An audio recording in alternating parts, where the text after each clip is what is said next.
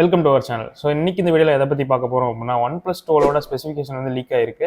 So இதோட launch date வரைக்கும் confirm ஆயிருக்கு. அதை பற்றி தான் இந்த வீடியோவில் பார்க்க போகிறோம். ஸோ எப்பயும் வழக்கம் போல் ஸ்பெசிஃபிகேஷன் பார்க்காம எப்போ லான்ச் ஆகுது அந்த டீட்டெயில்ஸ் ஃபஸ்ட்டு பார்த்துட்டு போவோம். ஸோ இது லான்ச் ஆக போகிற டேட் வந்து பார்த்தீங்க அப்படின்னா December 5. பட் அது வந்து இந்தியாவில் கிடையாது. இது வந்து எப்படின்னா சைனாவில் மட்டும். ஸோ வேறு எங்கேயுமே லான்ச் ஆக சைனாவில் மட்டும் பார்த்தீங்க அப்படின்னா December 5 அன்னைக்கு லான்ச் பண்ணுறாங்க. அண்ட் குளோபலாக என்னைக்கு லான்ச் ஆகுது அப்படின்னு பார்த்தீங்க அப்படின்னா January 24 வந்து குளோபல் லான்ச் ஆக போகுது. ஸோ அன்னைக்கு வந்து பார்த்தீங்க அப்படின்னா நமக்கு இந்தியன் ப்ரைஸிங்கும் தெரிஞ்சிடும். இந்தியாலையும் பார்த்தீங்க அப்படின்னா ப்ரீ ஆர்டர்லாம் ஸ்டார்ட் பண்ணிடுவாங்க. ஸோ இப்போ நம்ம வந்து ஸ்பெசிஃபிகேஷன் பக்கம் போவோம். ஸோ டிசைன் அப்படின்னு பார்த்தீங்க அப்படின்னா இந்த வருஷமும் மாற்றவே கிடையாது. அதே 10, 11 என்ன இருந்துச்சோ அதே டிசைன் தான். ஸோ அந்த S20 பார்த்த அதே கர்வான அந்த கேமரா மாடலும் அந்த மாதிரி டிசைனே தான் கொடுத்துருக்காங்க. எந்த வித சேஞ்சுமே இல்லை. இந்த கேமரா அரேஞ்ச்மெண்ட்டில் மட்டும் பார்த்தீங்க அப்படின்னா ஒரு கேமரா வந்து மாற்றிருக்காங்க. ஸோ அதோட டிஃப்ரென்ஸ் மட்டும் தான் உங்களுக்கு பார்த்தா நோட்டீஸ் பண்ண முடியும். மற்றபடி எல்லாம் ஒருமே தான். ஆனால் கலர்ஸ் வந்து பார்த்தீங்க அப்படின்னா இந்த டைம் மாறுது. ஒன்று வந்து பார்த்தீங்கன்னா ஒயிட்டு, இன்னொன்று ராக் பிளாக், இன்னொன்று வந்து க்ரீன். ஸோ இந்த க்ரீன் வந்து பார்த்தீங்க அப்படின்னா இப்போ நம்ம ரெகுலராக பார்க்குற க்ரீன் வந்து கிடையாது. இது ஒரு மாதிரி செராமிக் ஃபினிஷில் வந்து கொடுத்துருக்காங்க. இதை நம்ம ஏற்கனவே பார்த்தீங்க அப்படின்னா இந்த Huawei ஃபோனோ இல்லை ஹானர் ஃபோனோ எக்ஸாக்டாக எனக்கு தெரியல. பட் இந்த ரெண்டு ஃபோனில் ஒரு ஃபோன்லேருந்து இந்த ஃபினிஷ் வந்து யூஸ் பண்ணியிருந்தாங்க. ஸோ C4 டெக்கில் வந்து பார்த்தீங்க அப்படின்னா அதோட வீடியோ இருக்குது, நீங்கள் செக் பண்ணி பாருங்கள். அதோட ஃபினிஷ் சூப்பராக இருக்கும்.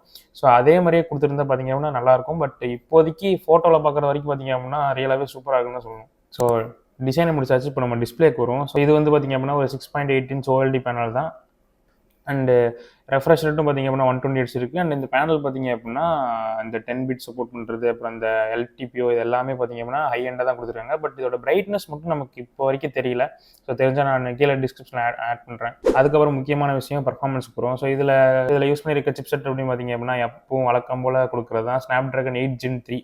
ஸோ அந்த வருஷத்தில் என்ன ஃப்ளாக்ஷிப் இருக்கோ அதை வந்து லான்ச் பண்ணியே தீருவாங்க இந்த OnePlus.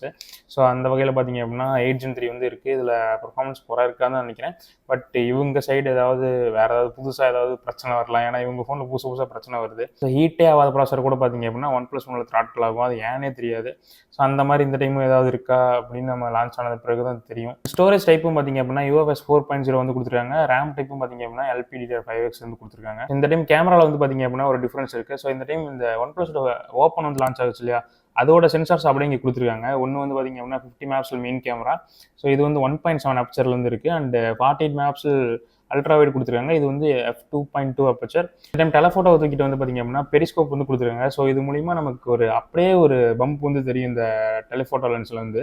ஏன்னா அந்தளவுக்கு குவாலிட்டி டிஃப்ரென்ஸ் வந்து டெலஃபோட்டோக்கும் பெரிஸ்கோப்புக்கும் வந்து பார்த்தீங்க அப்படின்னா இருக்கும். பட் இது மூலிமா நமக்கு வந்து பார்த்தீங்க அப்படின்னா ஒரு 3x ஆப்டிகல் ஜூம் வந்து கிடைக்கும். ஸோ இதோட மெகாபிக்சல் கவுண்ட் வந்து பார்த்தீங்க அப்படின்னா 64 MP. ஸோ அதுக்கப்புறம் ஃப்ரண்ட் கேமரா பார்த்தீங்க அப்படின்னா வழக்கம் போலவே இருக்க 32 MP கேமரா தான். ஸோ அதில் ஒன்றும் சொல்கிறதுக்கு இல்லை. ஏன்னா காலங்காலமாக அதான் யூஸ் பண்ணிருக்காங்க.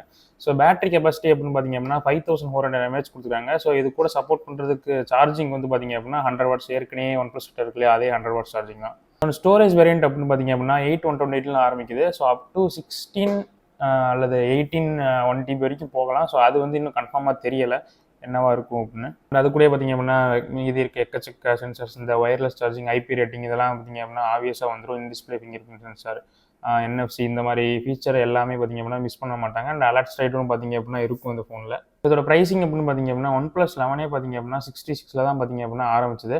பட் இப்போ 12 சீரிஸில் வந்து பார்த்தீங்கன்னா அதே 66 to 70 வந்து எக்ஸ்பெக்ட் பண்ணுறோம். பட் ப்ரைஸிங் இன்னும் கன்ஃபார்மாக லீக் ஆகலை. பட் இந்த எக்ஸ்பெக்டட் ப்ரைஸிங் வந்து பார்த்தீங்க அப்படின்னா மேக்ஸிமம் 73 அந்த ரேஞ்சுக்கு போகலாம். பட் இதுக்குள்ளே தான் பார்த்தீங்க அப்படின்னா இருக்கும். ஸோ இது நம்ம இந்தியன் ப்ரைஸிங் வந்தால் தான் இதை ஒர்த்தா இல்லையான்னு இந்த ஃபோன் வந்து சொல்ல முடியும். ஏன்னா OnePlus எப்பயுமே ஸ்பெசிஃபிகேஷன் வைஸ் பார்த்தீங்க அப்படின்னா ஹையாக தான் கொடுத்துருப்பாங்க, எல்லாம் நல்லா தான் இருக்கும். பட் அவங்க வைக்கிற ப்ரைஸிங்கில் தான் இருக்குது அந்த ஃபோனோட வேல்யூ எப்படி இருக்குது அப்படிங்கிறது. ஸோ அதை வந்து நம்ம லான்ச் ஆனதுக்கு அப்புறம் பார்க்கலாம். ஸோ அவ்வளோதான் பார்த்தீங்க அப்படின்னா இந்த வீடியோ லைக் பண்ணி சப்ஸ்கிரைப் பண்ணிக்கோங்க. அடுத்த வீடியோவில் பார்க்கலாம்.